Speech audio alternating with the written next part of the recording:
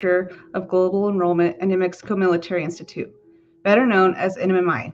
We are located in Roswell, New Mexico. We're so glad you can join us tonight.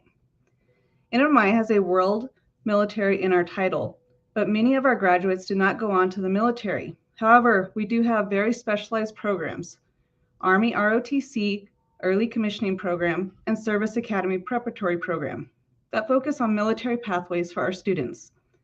That's why we are here tonight, to learn more about these programs.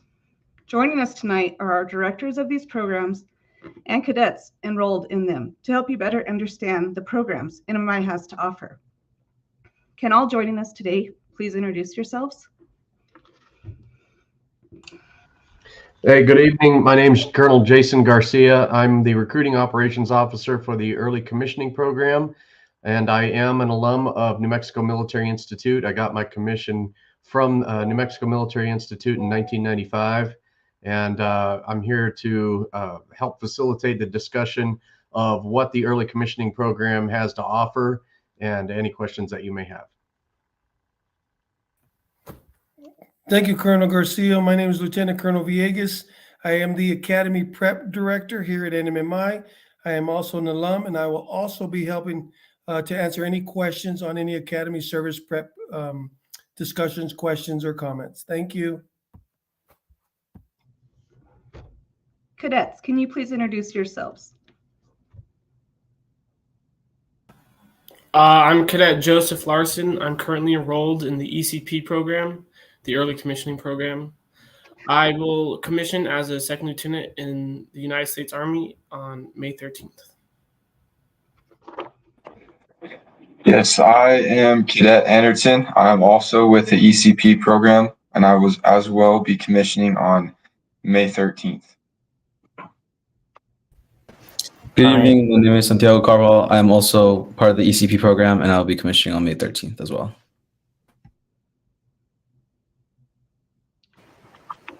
Hi, I'm Ethan Smith, going with the Service Academy Prep, and will be doing the Air Force Academy later this summer. Hi, my name is Andrew Welches. I'm also in the Service Academy Prep program and also going Air Force Academy. Hi, I'm Ashley Rubiano. I'm also part of the Service Academy Prep, and I'll be going to the Naval Academy. Thank you. We want tonight to be interactive, so tonight we want to hear your questions about NMMI as we give you a better understanding of our campus and our programs. We want you to know about these programs at NMMI or life at NMMI in general. Ask us on social media using hashtag AskNMMI. Post them in your YouTube chat or snap them to us at NMMI Life. This is a chance for you to get to know our school and what we're about from cadets who experience all that we have to offer firsthand. So can each of you share with us why you chose NMMI? We'll start with the ECP cadets. Yeah, so the reason I joined the ECP program here at New Mexico Military Institute was because I applied through the ROTC website to receive an Army ROTC scholarship for college. And it gave me a 2-year scholarship at a 4-year school and the ability to renew that or attend a junior military college and receive the scholarship here and then as well as payments after I commission here. So I chose New Mexico Military Institute because out of the 4 junior military colleges, it seemed the most put together and the most reputable. Hey, Cadet Larson, let me ask a question of you just to help clarify. You applied and were selected off the national board for a 2-year ROTC scholarship. And where are you from originally? I'm originally from Baltimore, Maryland, okay. Back on the East Coast. And then you chose NMMI as the location to use your 2-year ROTC scholarship. Yes, sir. It gave me the ability to choose out of the 4, and I chose NMMI. Okay, great. Thank you. Okay, Anderson? Yeah, so I'm originally from Stratford, Texas. I chose this school because it was an older peer of mine that had came here before me in 2016. And I had no idea what the ECP program was until I did a little bit of research. I contacted the program, and it was exactly what I wanted to do. I had no idea what an officer was whenever I was coming in. They sent me to basic camp, and I came here after that summer, and here I am. So. Okay, Cadet Carbajal. So after high school, I was looking at where my options were for college, and I know one of the biggest things I came in when I went to college was I wanted to go get my bachelor's but have no debt. And so after I enlisted, my recruiter and I sat down and we did our like long range calendar kind of idea, and we came up with officer route, and I chose NMMI because not only was it in my home state, but it was also the cheaper option in the sense that I would have a great education and have the opportunities as other colleges while not having to pay a lot for my education. So Cadet Carbajal, you're from New Mexico, correct? Yes, sir. And you joined the New Mexico Army National Guard out of high school or while you were still in high school? While in high school, I did RSP, and then I went to my training. Okay, so you joined as a junior in high school, did a split training? No, so I did drills at RSP for my entire senior year. Okay. And then once I left, I did OSA training.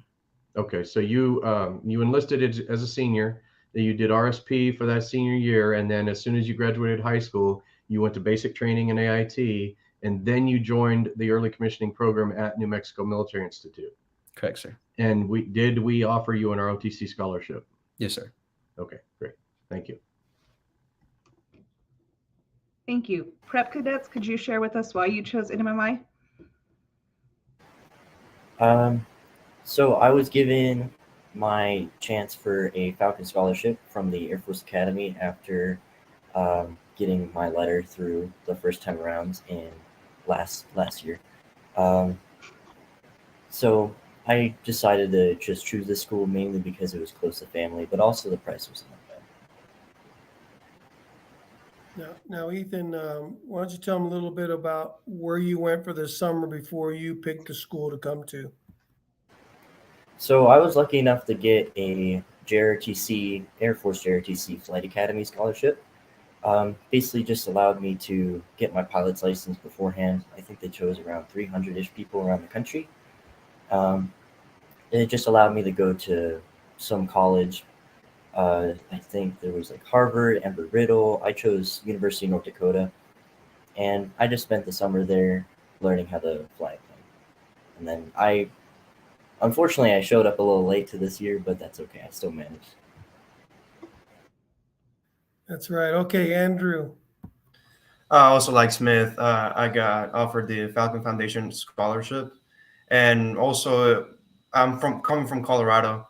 New Mexico's right down the street, so it was close to family, close to home, and also just doing my own research. I just learned that New Mexico has a high acceptance rate for Service Academy preps, and I just wanted the best chance I could get. Thank you, Andrew. Ashley.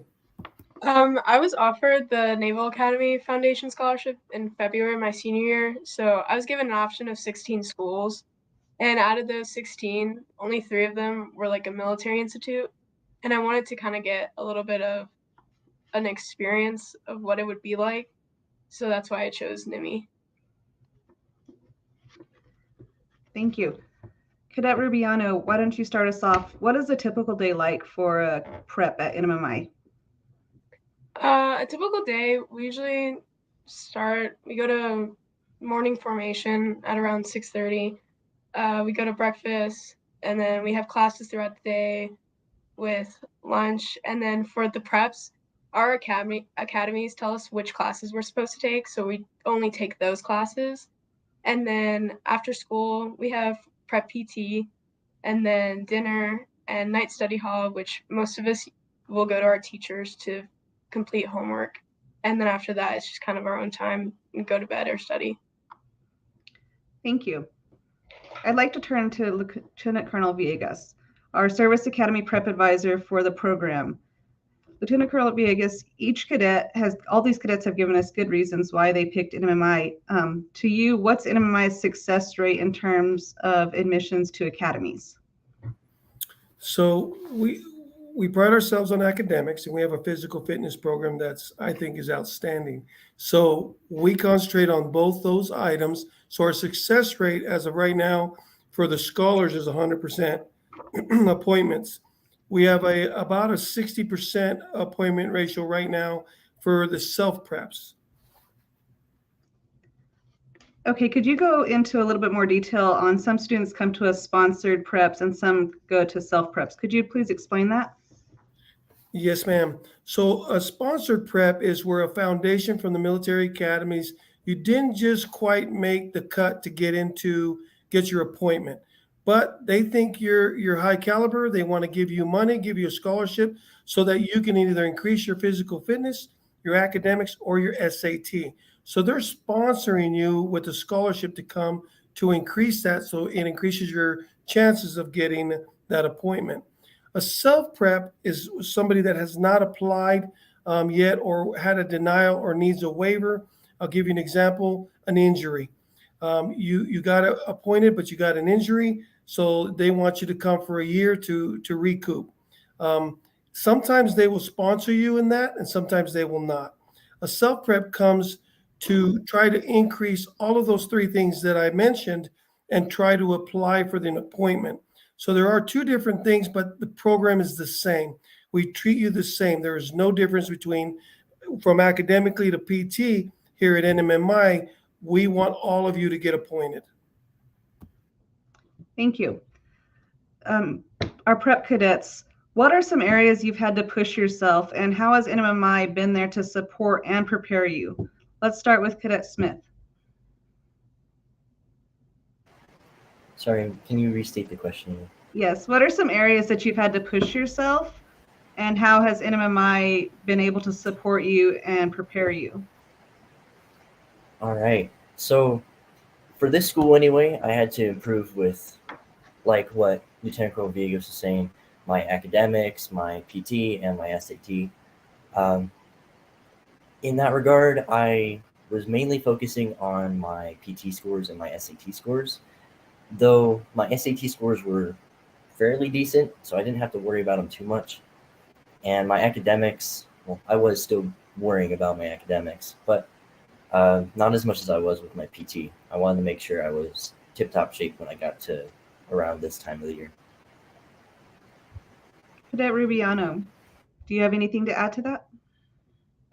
For me, I was out 2 years of school from an injury, so I missed a lot of the basic classes that I'm taking now. So for me, I had to kind of relearn a lot of those, like physics and with calc.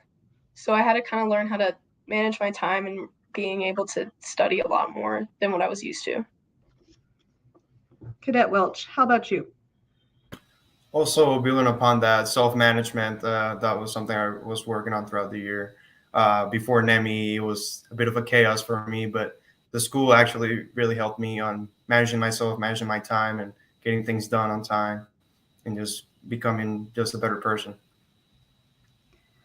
A few of you mentioned some struggles. Did any of you struggle a bit academically before you came here? And if so, how did NMMI help prepare you to kind of overcome those struggles? So for me, I didn't really struggle academically in high school, but since I missed 2 years of school, I didn't really learn, like I missed 2 years of math and science classes. So when I came here, I had to learn how to study more, and then I would have to come to my teachers a lot in order to ask for help, or with the other preps, we would kind of help each other out in studying for a test. Hey, thank you. Fallon, I wanted to redirect a question from Facebook from Maria. What can I do to get ready for the military programs before coming to NMMI? Santiago, why don't you answer that question if you don't mind? You see it up on the chat? Yes, On sir. the comments? So personally, what I did to get ready was just like, as Cadet Smith said, make sure that my academics are ready, my physical fitness is ready, anything else I saw deemed fit to improve myself as a cadet and as a future officer in the United States Army.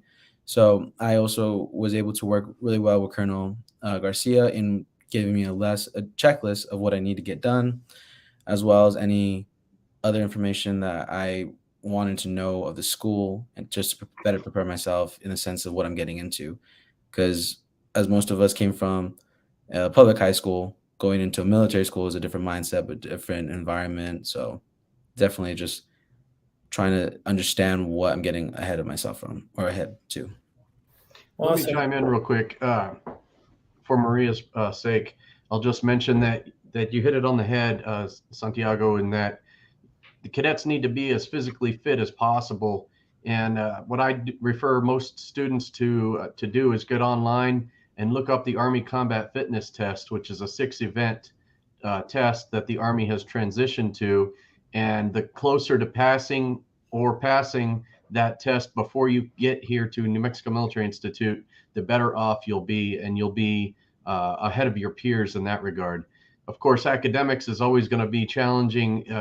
You've got to strive to get the best GPA that you can get, but know that when you come here, the academics are very rigorous, and these guys can attest to the level of intensity that the classes will put them through.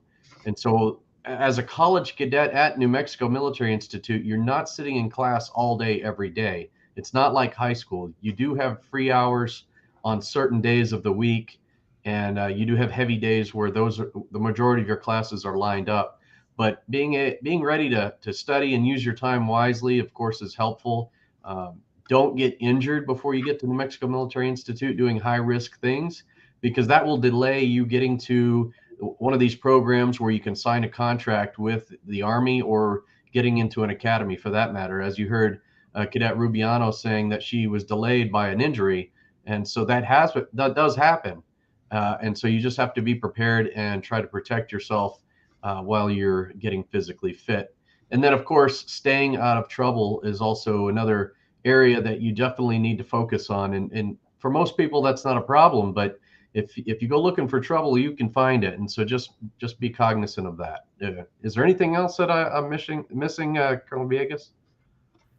No, that's perfect. I just have to, same thing, stay fit, run, do push-ups, do sit-ups, drink a lot of water. Our elevation is totally different. You'll see us push a lot of water, but no, that was perfect. I mean, Maria, I hope you guys got that question answered. And I believe, Fallon, there is another question on the board. Let me do an alibi real quick. The other thing I forgot to mention is military height and weight. So all the surfaces do have a height and weight requirement. And although, certain body types are not ever going to meet that Army height and weight standard, you definitely need to understand for your age and gender what the military expects of you. And so if you have weight to lose or weight to gain, you need to work on that. So that's another area that you can address before you get to NMMI, because this is in both activities, whether it be the prep program or the early commissioning program. New Mexico Military Institute is very fast paced, and you don't have a lot of time to address issues that take months, generally speaking, to make drastic changes. And so if you're not physically fit, if you don't meet Army or military height and weight, if your academics are suffering, you need to work on those things well in advance to coming to New Mexico Military Institute. And then since I'm already talking, Arrow Neal has a question of when I can sign up. And of course, you can get online, go to the website, nmmi.edu, fill out an application and indicate what you're interested in. And then somebody from admissions is going to reach out to you and direct you to the right point of contact. If it's the Academy Prep, of course, Colonel Villegas. If it's ROTC, it's going to be me. If it's if it's a sport or some other activity, then Fallon will probably put you in contact with that person.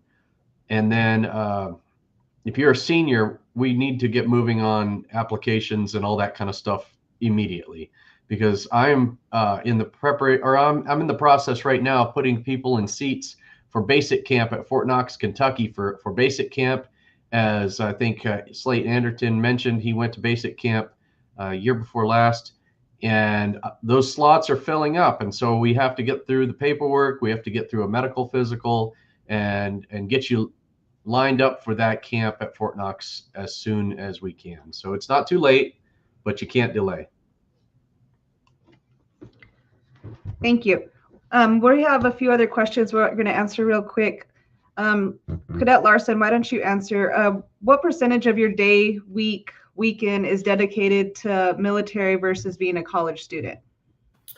That's a great question, especially for ROTC. So we have ROTC PT every single morning before morning formation in the Corps. Then on Wednesdays, we also have a lab going from 3:45 p.m. until about 5:30 p.m., generally speaking. But then there's also training events and other things. So I'd say about 30% of my time throughout the week is. Hey, Cadet Larson, let's specify or be a little bit more clear. It's not every day of the week that you go to PT. It's Monday through Friday, correct? Yes, sir. It's Monday through Friday, except for Wednesday. So it's Monday, Tuesday, Thursday, and Friday. So 4 days out of the week, you go to morning PT, and then on that Wednesday, you go to the lab in the afternoon. Correct. And then about how many times a month do you go to the field to do some kind of activity? We go about once a semester. We go on a field training exercise, which it's a multi-day period.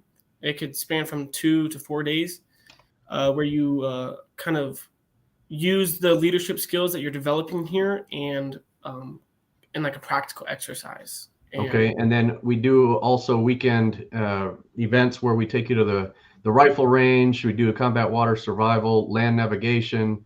What other events do we do? So yeah, as you said, Colonel Garcia, we do the rifle, the range. We do combat water survival in order to qualify to send you to advanced camp, which is the summer after you get here.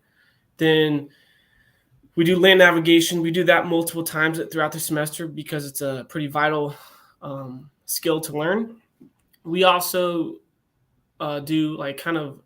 You do the leader's reaction. I think this applies to everybody who's a cadet at New Mexico Military Institute. You do the rappel tower, you do the obstacle course, you do the leader's reaction course. I think the preps also do water survival. So they do a lot of hands-on activities throughout the semester. Yeah, we can't forget the fun stuff, Larson, like paintball, your transportation to your FTX. Tell them about that, somebody. Oh, yes, sir. So on the spring training exercise, for the field training exercise in the spring semester, we are usually flown out on helicopters like the Blackhawks or Chinooks. They're really fun. They're really cool. You get a lot of cool pictures to post. But if you're lacking in any of the skills, it kind of depends on you as a person and what you need to work on. And that's where it trains you to manage your time better. Because if you're lacking in a skill, the program sets aside a certain amount of time, but if you're still lacking, you need to be responsible with yourself and work on that skill on your own time.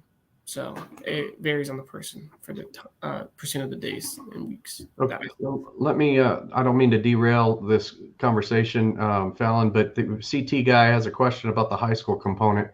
Are any of our cadets on the panel, or high school, junior college cadets, or are you all just junior college? We're all junior college, sir.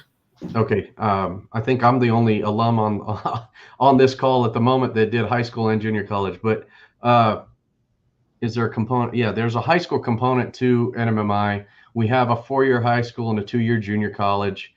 All the cadets live basically in the same vicinity. This year we did try something new where the high school live in one set of barracks and the college live in the other set of barracks. But as far as the daily activity is concerned, you guys are all in the Corps of Cadets. You all do the same marching and formations and that type of thing. Are there any other big differentiations that you guys can identify? Well, academically speaking, there may be high schoolers in some of your college classes since they have the ability to do dual enrollment with high school and college classes to get some credits. But other than that, like Colonel Garcia just mentioned, the formation, like this year, college was placed in a completely different barracks than high school. So our morning formations and like parade practices and stuff are kind of like we're together, but we're separated in like from college and high school students. Yeah, but I think, and CT Guy says that basically answered his question. A lot of high school students here on campus do stick around and stay for the junior college. And I work with a lot of high school cadets who decide to stay for the early commissioning program. A few of them will stay for the prep program, and then some will stay for just various other reasons. But it's definitely possible to do 6 years here in a seamless transition. You can work on some college credits, which is of course very helpful. But yeah, that should answer your question. Thank you. Those are great questions. Let's keep them coming. Now we're going to switch focus a little bit to the Army ROTC Early Commissioning Program, where cadets have the opportunity to become second lieutenants in the Army in just 2 years.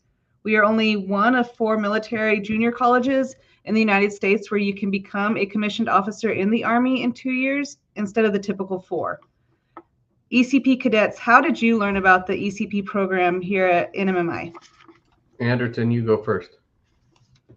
Yes, absolutely. So I learned through the ECP program just through going online and doing some research for myself. I had no idea what ROTC was. As soon as I came here for basic camp, I got an awakening of what exactly it was.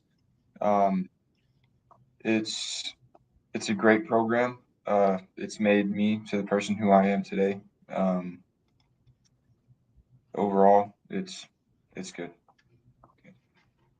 All right, Cadet Carbajal, you kind of mentioned that you learned of NMMI through your recruiter, or at least you came up with the decision to come to New Mexico Military Institute through your discussions with your recruiter. But were you aware of New Mexico Military Institute before that?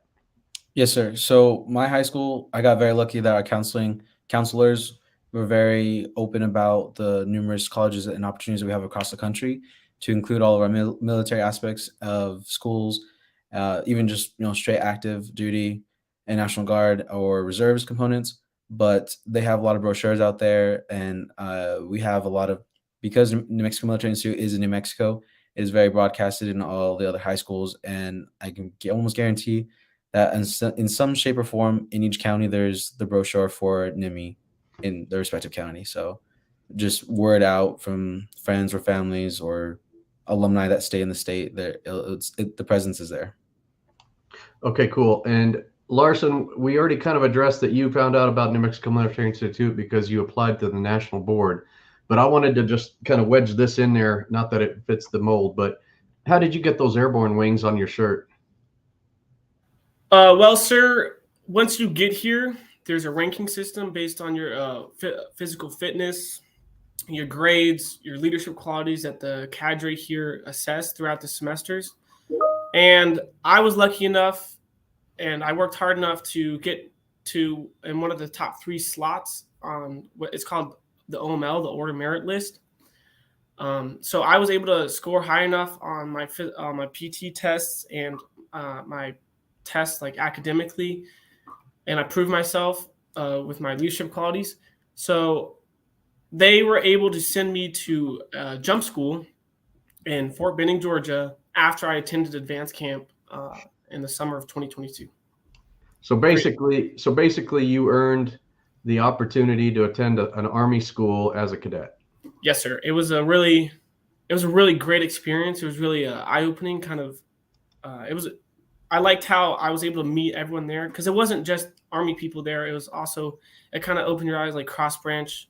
Yeah, there's all services, and yeah, there's a whole myriad of people that go. Hey, let's transition over to this question about you being a U.S. citizen. And so, being a military officer, regardless of branch, you do need to be a U.S. citizen, but we do have the ability to bring in dual citizens.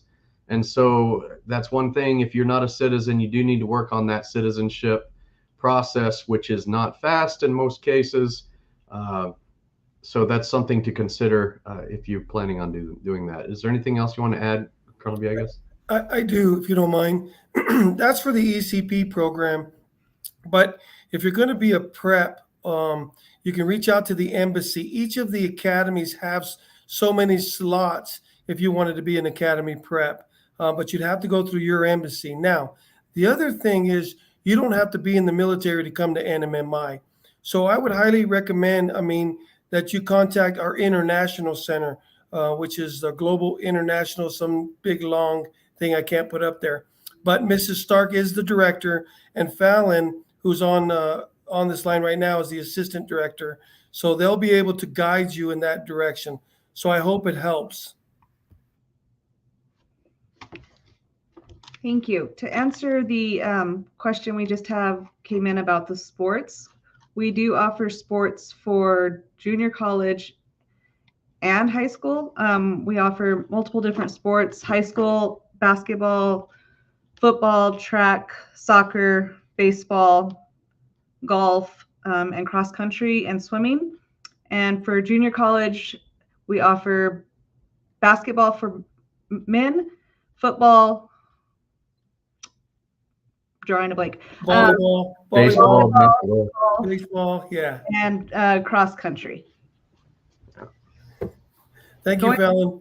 You're- Yeah, there's a lot of sports that you can get on. The college, of course, is a little bit more difficult because you need to get through the coaches. But again, you can reach out to admissions and we can guide you in that direction. Before we move on, I don't want to skip James on what are the classes I will take here at NMMI. Well, it's a high school, 4-year high school, and a 2-year college.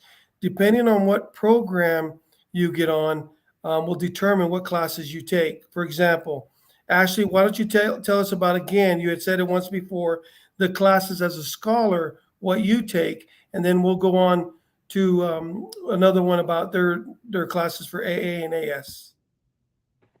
So the Naval Academy requires to really only take 4 classes here. So for both semesters, I have to take an English class. So I took Comp 1 and then I'm taking Comp 2 now. I have to take a physics class. So I took Physics 1, now I'm taking Physics 2. I need a math class as well. So last semester I took Trig and Pre-Calc, and then this semester I'm taking Calculus, and then we have to take Chemistry as well. So last semester I took Chem 1, and then I'm taking Chem 2 now, and then that's all that they require for me to take. Perfect. What about you, Cadet Carbajal? So unlike the preps where they're given what classes they need to take, we are given the opportunity to choose which associate's degree that we want. However, the bigger picture as an ECP is that you obtain your bachelor's degree.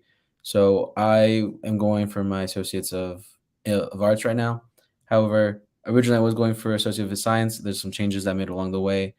It's up to you on how you want to plan your 2 years here. But the overarching picture for an ECP lieutenant is that bachelor's, right?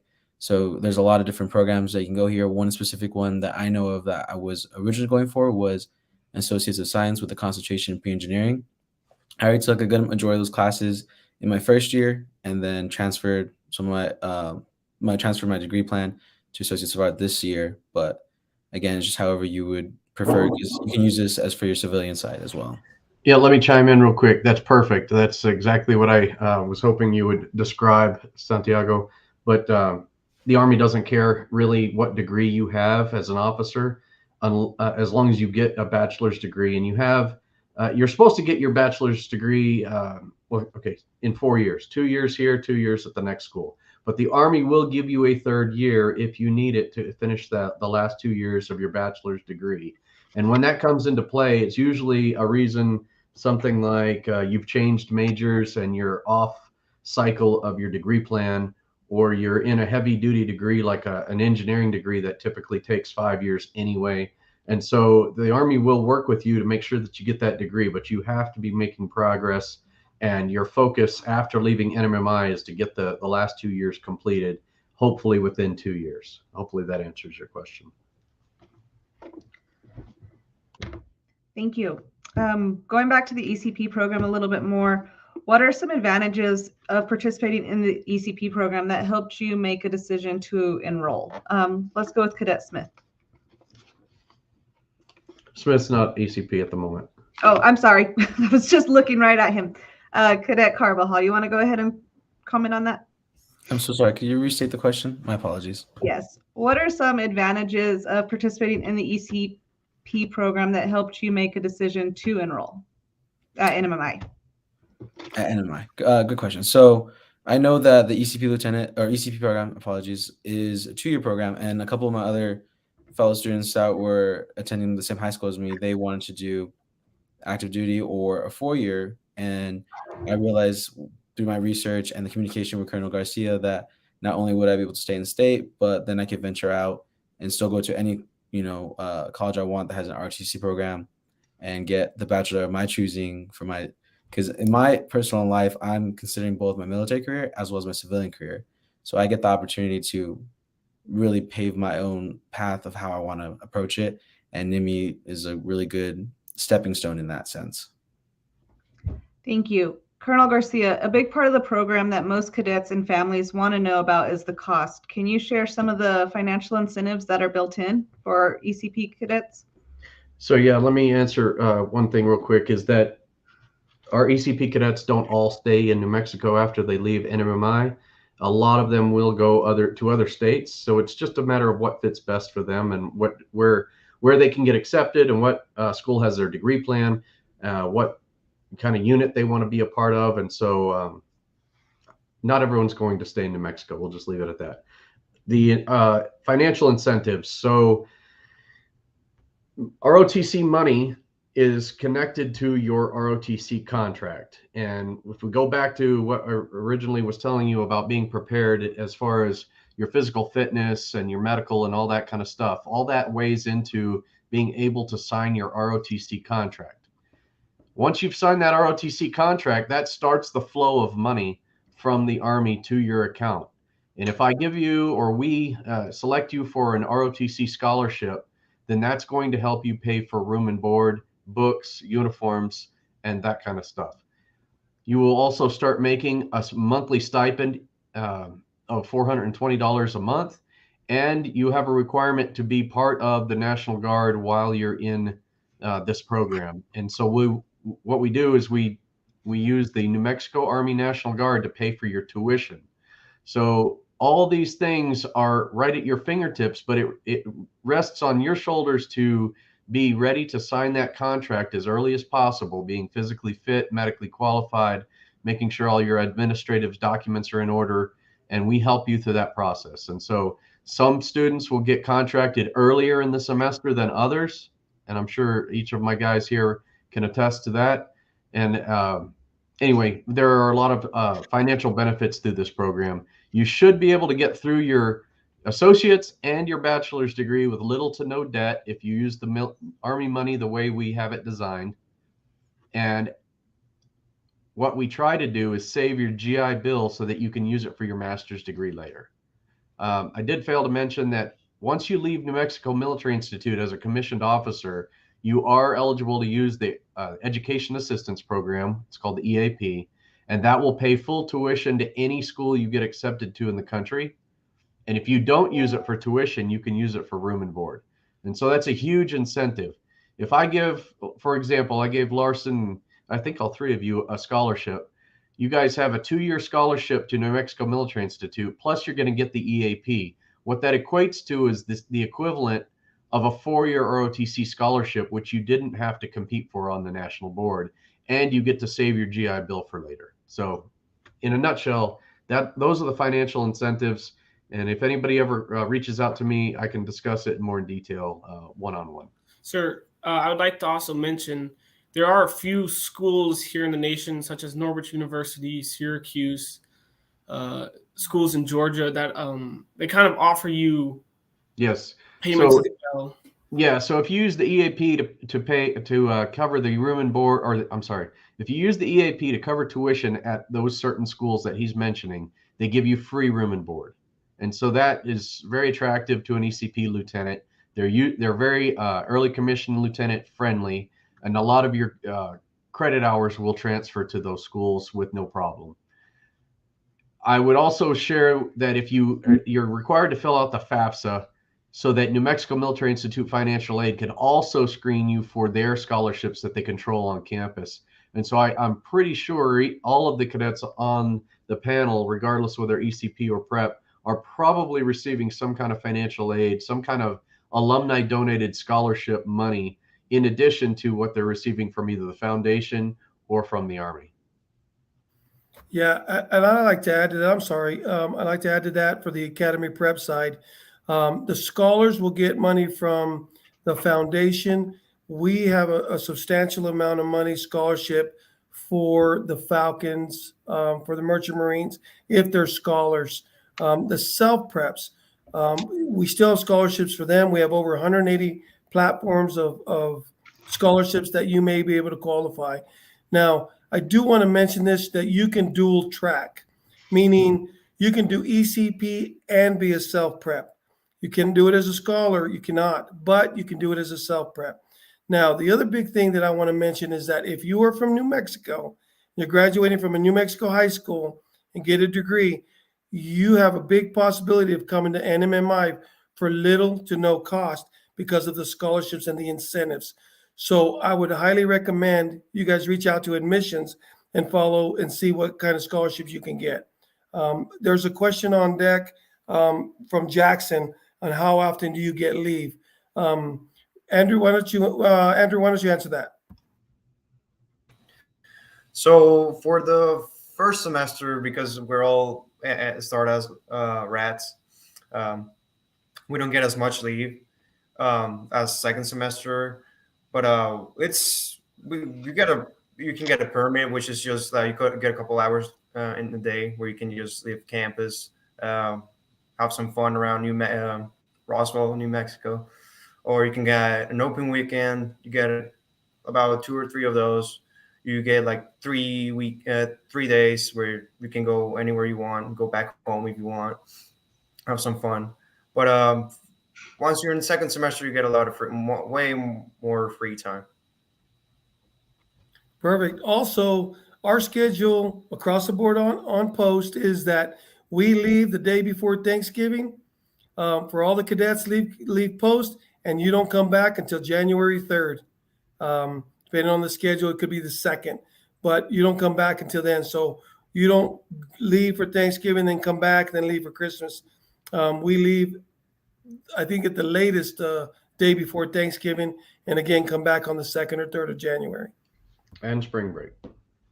Oh, and spring break. We get a whole week of spring break. That's right, Colonel Garcia. Oh, and we end the semester early, May 12th, right? Yes. I say it early. Compared to a lot of schools, that's early.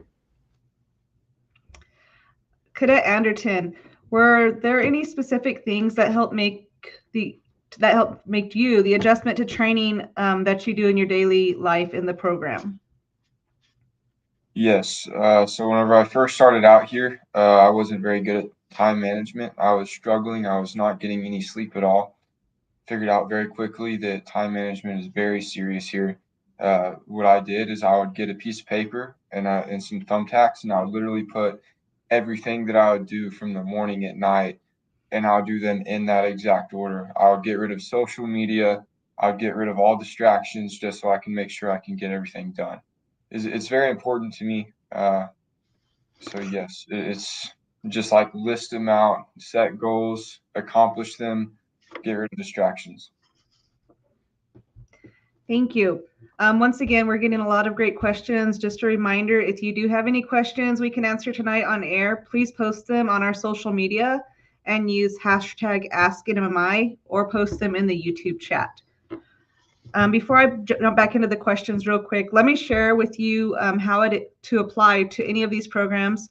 First off, you're just going to need to submit your NMMI application. That's going to get the process started. Our application can be found on our website, www.nmmi.edu.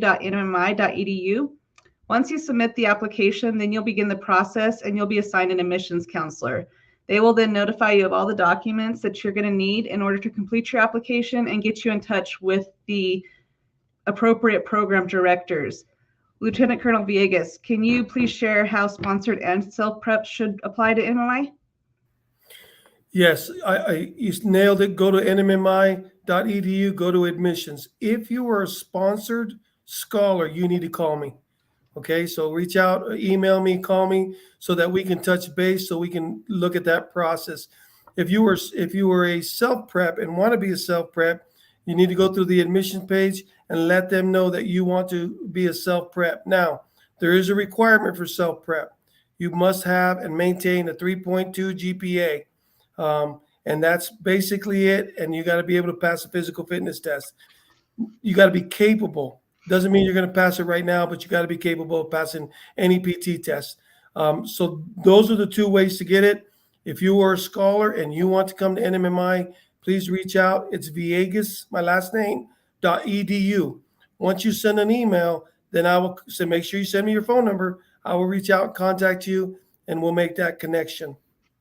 Now, I'm sorry, Ms. Fallon, that we have a question on board about extra help from your teachers. Ashley, why don't you talk about that one?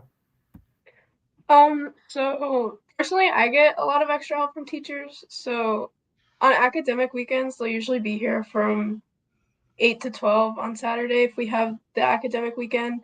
And then Monday through Friday, we have night study hall from 7 to 9. And they'll typically come in and you can go to the class and get help from them. And then anytime they have like an open period, you can always go to them. So for me personally, Monday and Wednesday, I go with another prep to our physics class, and we go there for night study hall, and we always ask our physics teachers for help.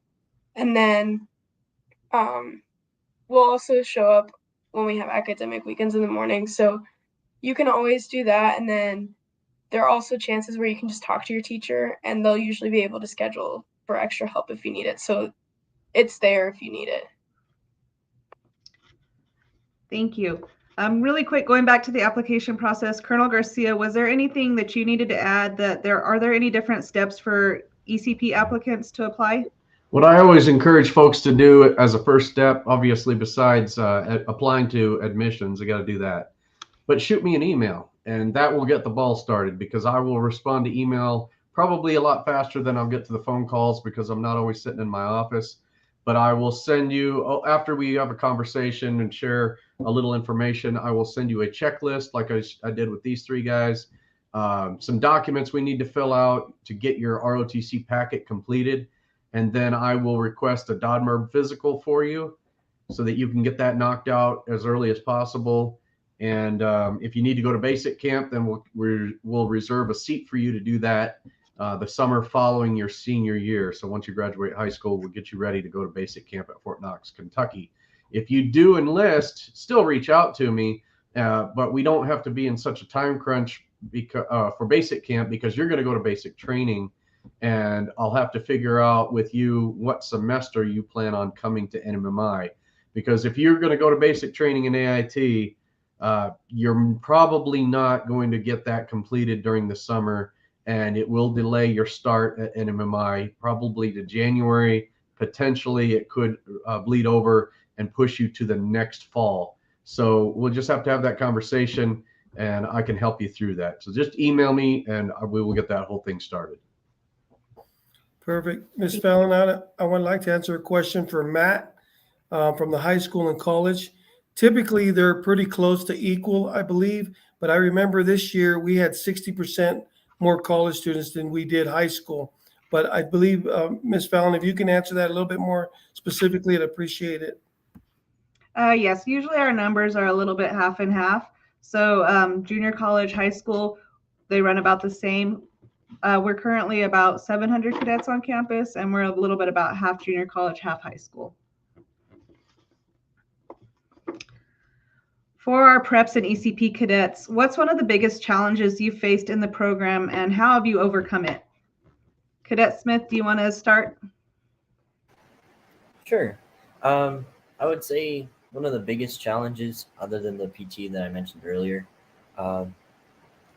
was definitely getting used to the self-management, for sure. I had a tough time trying to adapt from the high school setting of like having 7 periods a day and those same periods every day. Once you come here to a college setting like New Mexico Military Institute, you have like A-B days, where you have one day is these classes, the next is a certain arrangement of a different class, whatever.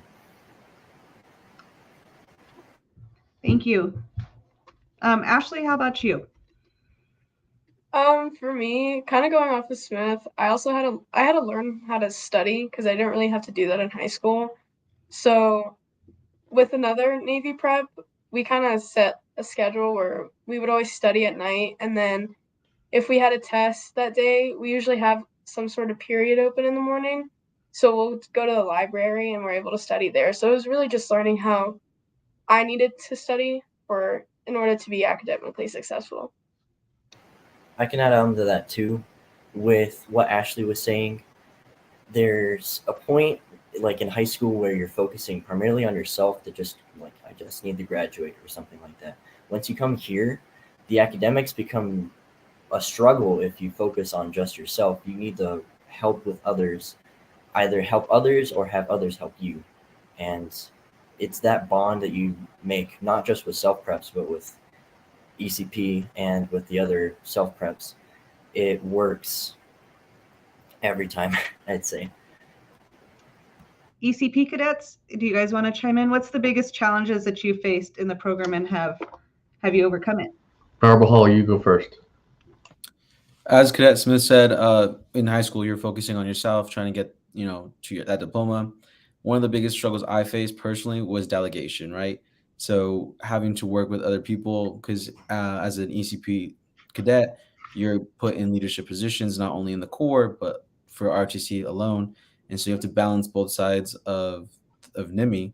And I always like to take everything on myself, but NMMI has taught me how to delegate and work together as a team. Not saying that at times you got to step up, but you also have to make sure that you look to your left and right and realize that your peers are going for the same thing as you, and you benefit from each other. You create bonds. A lot of our past MS4s who are lieutenants now, they're still in contact with each other. And we know that when we commission on May 13th, that when we go to our next schools and we become future officers, that we still have that connection with them and helping each other. Great. For all of you, what leadership opportunities are there in the program that you're specifically in, and what have you personally taken advantage of those? Let's start with Cadet Larson. Well, I haven't been so active in leadership in the Corps of Cadets, more in ROTC. In ROTC last semester, I was the squadron executive officer for our ROTC program. So I was in like the top big 3 positions. That taught me a lot. It taught me a lot about myself and how, like, as Carpal was speaking about earlier, how to like trust other people and delegate. Like, you cannot do everything yourself. And it was honestly a huge wake-up call, how I needed to trust people to do certain things. And it kind of built our trust and relationships more, because they saw how like I needed them to do it, and they saw that I was putting my trust in them. And majority of the time they got them done, and I appreciate how it kind of helped me mature. So, Does anybody else want to touch base on that, or kind of give your story on how, if there's any leadership opportunities that you had? Go ahead, Slate. Yes, absolutely. So I've been involved in a lot of things here. I've been in Ranger Challenge. I was in Flame Guard. I was in Baton Death March. I've been just about every single position in the Corps. Goes a lot with time management, but you can learn. If you volunteer, you put yourself out there, there's so many things you can learn through just things you never thought was even possible. Just like the camaraderie in some of the groups that I'm in, especially Ranger Challenge. It's a very unique deal that you can put yourself into. It's a great learning experience. You just gotta put in that work and put yourself out there to do those things, because it shows. Hey, Andrew, why don't you go ahead and answer that too? So like within the Corps, for instance, within your troop, you can be as simple as just a team leader to troop commander. And there's sometimes where you get the chance to just experience what that's like for a day or two. Or you can also just go big and be regimental commander if you want. It's all up to you, really. If you set your limits, if you push yourself to high standards, you can be anything here in the Corps. Ashley? Well, within the preps, we do have a lot that are in leadership positions. We have a couple that are troop commanders, and then we have a couple that are first sergeants. So the opportunities are there. It's just up to you to really take them. Thank you. Many people don't know that NMMI is a co-ed institution. So Cadet Rubiano, what's it like being a female in the Corps at NMMI? I can't speak for the other females, but for me personally, I feel like we're all held to the same standard as the guys are. So I don't feel like there's much of a difference in those regards. To me, the only really big difference is like the females are all on third stoop and we have to be up there for our rooms. But for me personally, like within the preps, there's only 2 of us that are girls and then the rest are guys. So I mean, they have always been welcoming for like for me, and like for me personally, I feel like I'm always a part of that group, and they've never left me out just because I'm a female. So it's inclusive, in my opinion. Great. Cadets, can you talk about your future plans after completing the program? Let's start with Cadet Cabral. So for ECP, in the program for ECP, we commissioned on May 13th. Most of us will, not most of us, we will all have a follow-on school. Personally, I will be going to Syracuse University, but I will be doing National Guard in Vermont, and I will be attaining my information management and technology bachelor's degree. Syracuse is in New York. Yes, sir. Right. Great. Thank you. Cadet Anderton. Yes, I will be going to Norwich University on my next step. I'm going to go to Mountain Warfare School over there, get after it, and go skiing every weekend as a civilian over there. So. And Norwich is in Vermont. Yes, sir. Okay. Cadet Larson, how about you? Yes, so I will be joining Cadet Anderton in Vermont at Norwich University. I will be serving the Vermont National Guard as well with him. I also plan to get my Mountain Warfare School badge. And then in terms of the degree I'm seeking an electrical engineering degree. And I am hoping to finish within 3 semesters there at my current, because they were able to, as we mentioned earlier, some of the schools are able to accept all the credits, or if not most of them. And Norwich has been able to accept all of mine, and I've been working hard here. So I kind of got a step ahead. Great. Prep cadets, how about you? Cadet Welch? So when I go to the Air Force Academy, I'm trying to major in aeronautical engineering, and right after that, I might become a fighter jet pilot, and hopefully I'll take Lieutenant Colonel Villegas for a ride. Thank you. Cadet Rubiano. So like I said earlier, I'll be attending the Naval Academy. So I report the end of June.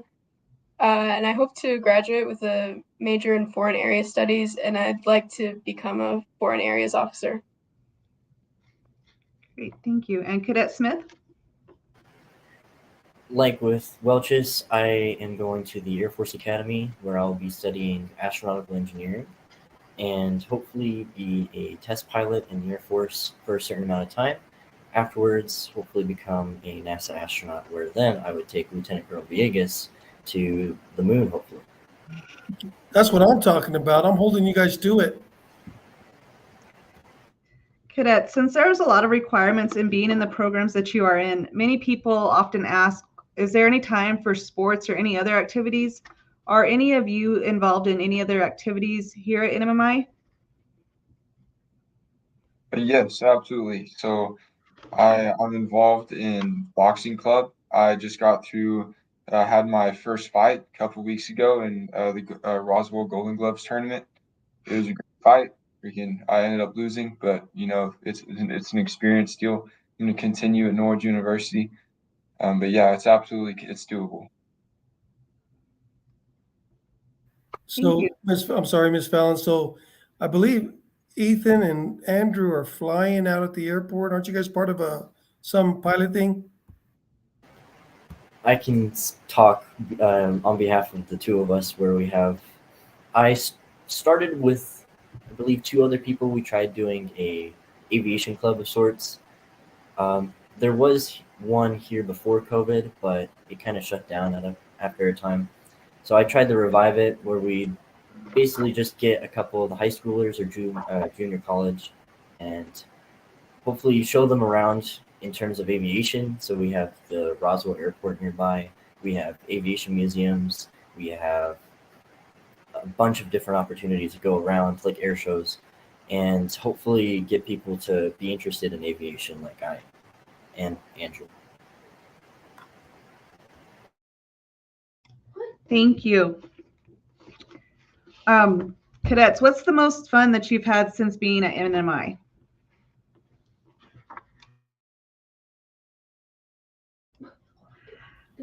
For me, going on furlough on the weekend after working hard all week and being able to go off campus into town, and go to like Bottomless Lakes, which is nearby. It's like, I think it's about an hour away. Just being able to relax just after a long week, it's really nice. And then kind of getting into the rhythm of like every week, and then honestly, just time flies by, and reaching the goals that didn't seem so close but are now right in front of me. So that's honestly the best part of the school. Thank you so much. Well, we have reached 7 o'clock. We've answered a lot of great questions. We've had a lot of great interaction with our cadets and our directors. So I want to thank you for watching. If you're interested in learning more or you want to apply, please go to www.nmmi.edu. If you want to learn more about our school, please follow us on social media.